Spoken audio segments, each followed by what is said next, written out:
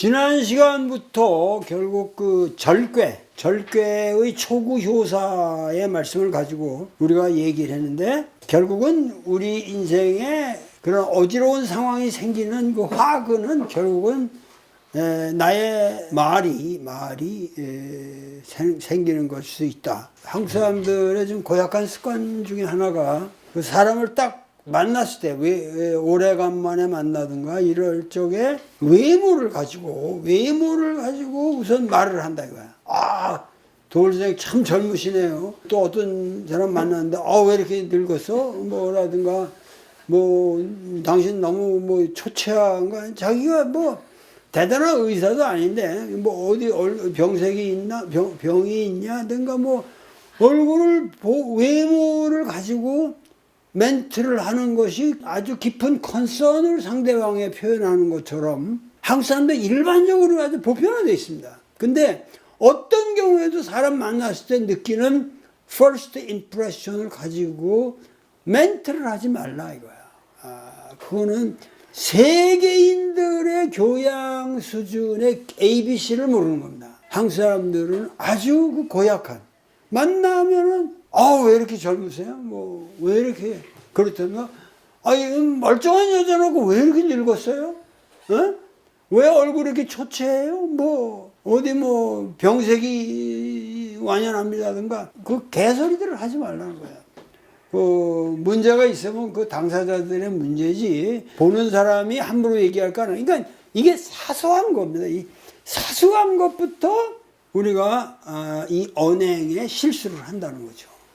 괜히 남에게 관심을 표명한다고 하는 것이, 요새 왜 이렇게 얼굴이 안 좋으세요? 그러든가, 그러면 기분이 나빠가지고, 그리고 나는 의사로서도 환자들한테 절대 내가 느끼는 걸 그 사람에게 얘기하고 이런 게 없거든요. 걱정하지 않으셔도 됩니다. 그리고 우리 한의학은 이 약물에 의존하지 않기 때문에 가급적이나는 인간이 가지고 있는 그 순환 능력, 그 자정 능력이라든가 모든 거를 스스로 고쳐나갈 수 있기 때문에 그렇게 함부로 판단하고 함부로 덤벼들지 않는단 말이에요. 그래서 안심을 시켜드리고 치료할 거는 치료하고 그러면 되는 거지, 그 의사들이 환자한테도 그냥 겁을 주는 거예요. 그 언행을 가지고 겁을 주고 말이야. 당신이 이렇게 치료 안 하면 죽어. 큰일 나. 이렇게. 어차피 내과적인 병원이라는 건 그럴 게 없거든, 별로. 인간의 몸을 고쳐야지. 몸을 고쳐. 이 자체적인 자생 능력을 길러주는 생활을 바꿀 생각 안 하고, 이렇게 하면 약 먹으면 돼. 약 먹으면 약에 의존하게 되면 결국 그게 해결이 안 된단 말이에요. 그러니까는 하여튼 내가 이렇게 댕기면은 사람들이 젊다고 그냥 말씀하는 경우가 많기 때문에 기분이 나쁘진 않은데, 그런 거 상대적으로 또 딴 사람한테 나를 비유해서 왜 이렇게 나이가 많이 들어 보이냐는 등, 초췌하냐는 등, 이런 얘기들. 하여튼 외모를 가지고 인간을 얘기하는 거부터 언어가 잘못되어 있다, 이런 얘기죠. 그래서 결국은 그 임금이, 전번에 여기까지 했잖아요. 이것이 언어가 결국은 화근이 된다. 그 계단을 놔준다. 난으로 가는, 이 난으로, 난지소생이니까 난으로 가는 계단 노릇을 한다. 그래서 임금이 신하한테 얘기할 때 아주 치밀하게 고민을 해서, 불밀이라는 건 아주 밀도 있게 이 상황에 대해서 밀도 있게 이거를 처리해 나가지 않으면은, 언어를 조심하지 않으면은, 불밀하면 뭐죠? 신하를 잃게 된다는 거죠. 신하를 잃게 되는 거예요. 내가 또 영화 본다는 얘기를 하면은 이거 곤란한데, 마르코 폴로라는 20편짜리 그 드라마를 보고 있는데, 이게 명품이에요, 명품. 왜 명품이냐면은, 송 말기, 이거 남송의 아주 늦은 시기, 만기 역사, 가사도니 이런 인물들이 나오는데, 이 사람이 대총 재상의 입장이 같지만은 이 가사도가 당랑권의 도사야. 그래가지고 당랑권의 창시자지. 그 사마귀죠, 당랑이. 그 사마귀들, 온갖 사마귀들을 싸움시키는 거. 이거의 도사야. 이 사람이 이 당랑에 대한 책을 썼어. 어떻게 이게 온갖 당랑을 모아가지고 그 싸움 훈련을 시키고 그랬는지, 거기서 이제 권법을 따면돼가지고 짱이했는데, 이 가사도라는 인물이 만만치 않은 인물입니다.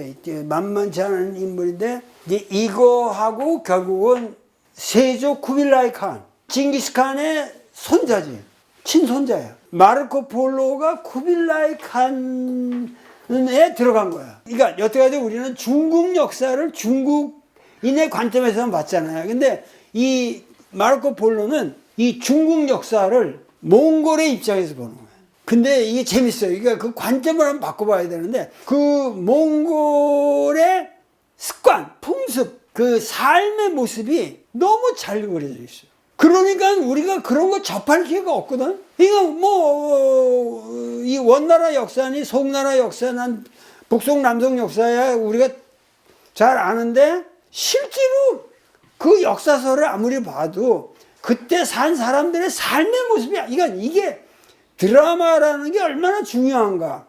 마르코 폴로가, 나는 동방견물록을 아직 제대로 보질 않았는데, 내가 그거 지금 보기 시작했어요. 그 지금 동방견물록을 보려고 그러는데, 하여튼 쿠빌라이 칸을 만난 거는 뭐 사실이고, 그 밑에서 했지만은, 그 마르코 폴로를 그 몽골 전략을 짜는 사람들의 핵심 두뇌로 집어넣고, 거기서 이제 로맨스라든가 여러 가지 이 이야기들을 집어넣어 짰는데, 그 사조영웅전 같은 거, 김용희의 사조영웅전 같은 건 드라마로서는 대단한 드라마인데, 그것보다도 좀 수준이 높은 것 같아요. 이게. 그리고 그 일상 삶의 모습의 이 디스크립션이 아주 훌륭합니다. 근데 여러분들이 안 보시는 게 좋지. 왜냐면은 이게 20회를 시달린다는 게, 요새 좀 시력이 저하되고 내가 이게 커피를 많이 마시게 되고 이거 좀 좋지 않습니다. 근데 군이 불밀하면은 신화를 잃게 된다. 그것이 그 작품에 참 여러 케이스가 나옵니다. 그리고 신하가 불밀하면은 어떻게 되죠? 목숨을 잃는 거예요. 실신이죠. 몽골은 이 사형을 어떻게 시키냐면, 말아가지고 두루 말아 딱 그 마당 한복판에 놓으면은 말을 타고 여러 번을 왔다 갔다. 말발굽으로 그냥 밟으면서 죽어요. 근데 이 몽골의 이 습관이라고 하는 게 뭐냐면은, 이 쿠빌라이 칸의 특징이 뭐냐면은 다 인종을 편견 없이 수용해야 된다. 그래가지고 온갖 그 세계의 인재들을 자기 조정 안에 두는 거예요. 근데 그것 때문에 여러 그 사건이 생겨나죠. 그 사람들이 진짜 로얄하지 않으니까. 근데 이 사람은 그들을 믿어주고 활용을 해. 그런데 그게 사실인 것 같고, 거기에 따라서 가장 중요한 거는 모든 종교를 포섭한다는 거죠. 쿠빌라이 칸이라는 게. 그래서 그 진정한 리더십에 있어 쿠빌라이 칸이라는 사람이 보통 인물이 아니더만. 보통 인물이 아니야. 그러니까 종교를 포섭하고 포용하는 거는 그게 이 몽골의 특징인 것 같아요. 그러니까 우리나라 이 고구려, 그러니까 고조선 혈통이라고 하는 게 이 모든 종교에 대한 관용성이 있다는 게, 내 이걸 보면서도 느꼈어요. 그런 게 아주 재밌는데. 그래서 기사가 그 일을, 여기 기사라는 게 이게 나는 동사로 해석했거든. 모든 사태에 대해서 그 계기의 갈림길에 그 요소를 파악하는 기사, 그 일에 그 문제가 되는 그런 거를 파악하는 게 치밀하지 않으면은 반드시 해를 몰고 온다는 거죠. 해가 생겨난다 이거야. 그러기 때문에 군자는 아주 신중하고 치밀해야 되는 거예요. 군자라고 하는 건. 그러니까 우리가 살면서도 항상 이 신밀한다는 거. 여기 이 주역에서 신밀하다는 거. 여러분들이 삶에서 굉장히 신중하고 밀도가 있게 판단을 해야 된다는 거죠. 그러니까 우리말로 엉성한 인간이 되지 말라는 거예요. 엉성한 인간이 되지 말라는 거예요. 불출야는 여기서 뭐라고 그러냐면 함부로 나아가지 않는다 이렇게 해석해야 될 것 같아요. 이거 그만큼 신중하게 자신의 상황을 파악하고 행동으로 나갈 때는 아주 신중하고 밀도 있게. 지금 여기 이게 지금 효사 아니에요? 효에 대해서 우리가 말을 매달은 또 하나의 계사란 말이에요, 지금. 계사란 말이에요, 이게. 계사란 말이에요. 그러니까 효에 대해서 또 이 말을 매달은 거지만은 이것 자체가 우리가 보면 상당히 이 존재론적인 메시지가 아니고 이론이 아니고 실천, 삶의 실천의 문제라는 거지. 우리가 이 주역이라는 게 그 위대한 건 뭐냐면 이런 주역 공부를 하게 되면 인생에 살아가는 과정에서 인격이 둬야 되는 거예요. 아, 내가 신중해야겠구나. 내가 치밀해야 되겠구나. 모든 사태를 잘 정확하게 파악해야겠구나. 내 포지션에서 내가 할 일이 무엇이냐. 이런 것들을 항상 그런 거를 경계하고 그런 거를 파악하게 해준다는 거죠. 이것은 삶의 철학이고 생활의 철학이고 생명의 철학이라. 주역이라고 하는 거를 통해서 그 우리가 삶의 계기에 부닥쳤을 때 어떻게 내가 행동해야 되느냐 하는 변통의 문제를 가르쳐 준다.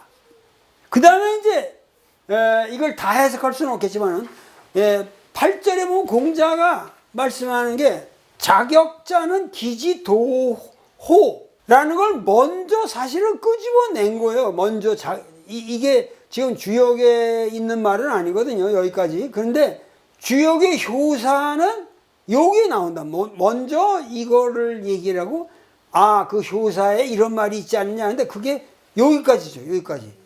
부차승하고 치구지라고 하는 여기까지, 여기까지 뇌수 해괴, 이 풀릴 해자란 말이야. 해괴의 뇌수니까 위에 우레가 치고 밑에 물이 있단 말이에요. 물이 있단 말이에요. 물이 뇌수해가 모든 게 해라는 건 풀려나가는 거죠. 그러니까 천둥이 치고 이 물이 전부 이렇게 풀려나가는 건데 그 뇌수해의 육사명 세 번째 음효 요거라고 요거의 지금 효사 육삼효사가 뭐죠? 부차승 치구지라고 한 거예요. 부차승이라는 건 이게 참 요렇게 간단한 거지만 근데 이건 상당히 명료한 거예요. 뭐냐면 부라는 거는 이렇게 아주 천박한 옛날에 우리가 이제 시골 애들이 학교 올 적에도 책 같은 거 두루두루 말아가지고 허리에 차고 오기도 하고 그랬잖아요. 이게 부라는 건 괴나리 보찜을 그냥 이렇게 등에다가 업은 거예요. 그러니까 부라는 게 괴나리 보찜을 업고 승은 뭐야? 이 승이라는 건 반드시 술의 승자 이건. 개나리 보찜을 이 진놈이 개나리 보찜을 지었으면 꾀죄죄하고 그런 것이니까 반드시 걸어가야 되는데 이놈이 삐까번쩍한 수레를 타고 간다 이거야. 개나리 보찜을 진 놈이랑 이 수레를 타고 간다고 하는 사실이 맞질 않는 것이. 뭐 페라리를 타고 간다 그래도 되고 하여튼 자기 걸맞지 않게 그런 수레를 타고 간다 그러면은 반드시 도둑놈들이 이르게 만든다 이거지. 치구지 도둑놈들이 꼬이게 우리말로 그러겠네. 도둑놈들이 꼬이게 만든다 이거야. 그래서 공자님이 이거를 인용하시기 전에 야 역의 효사를 쓴 사람은 도둑놈의 생리도 잘하는 사람이겠지. 그러고 이야기를 시작하는 거예요. 야, 뇌수 해괴의 6.3에 이런 말이 있지 않냐. 이런 말이 있지. 그러니까 그 여관 괴나리 못짐진 녀석이 롤스로이스를 타고 가는다. 그러면 야, 저 새끼 좀 말이 안 되는데 저거. 저거 어디 동네 다리밑근역이나 살 놈이 저렇게 그러면 도둑놈들이 롤스로이스를 훔치러 가는 게 되는 거지.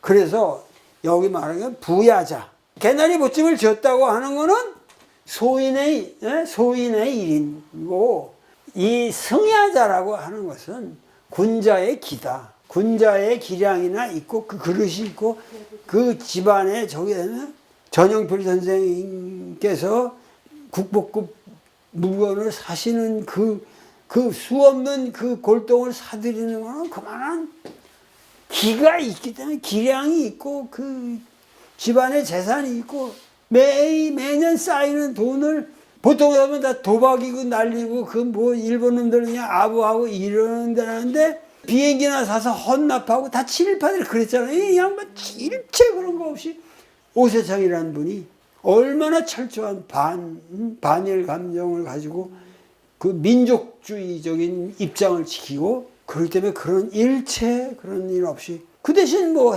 해를 끼치는 것도 없고 돈을 가지고 전부 문화재를 사들였다. 이게 군자는 군자답게 행동을 하는 그 폼이 있는 거예요. 돈이 있으면 돈을 쓸 줄도 알아야 되고 그 돈을 쓸 줄 아는 그러한 기량이 없으면은 돈을 벌지 말아야 되고 그 위상에 맞게 그 고위직에 앉는다고 하는 거는 그걸 감당할 만한 실력이 있어야지. 근데 그렇지 않은 경우는 그 직위에 앉지를 말아야 되는 거예요. 그러니까 이게 생활 철학이다 이거지.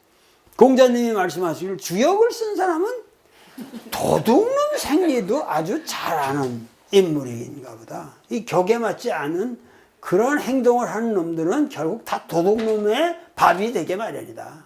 인생이라는 게 니들 살아면서 도둑놈 밥이 되고 싶으냐? 이러고 야단을 치시는 거란 말이에요. 오늘 강의는 여기까지. 네, 감사합니다.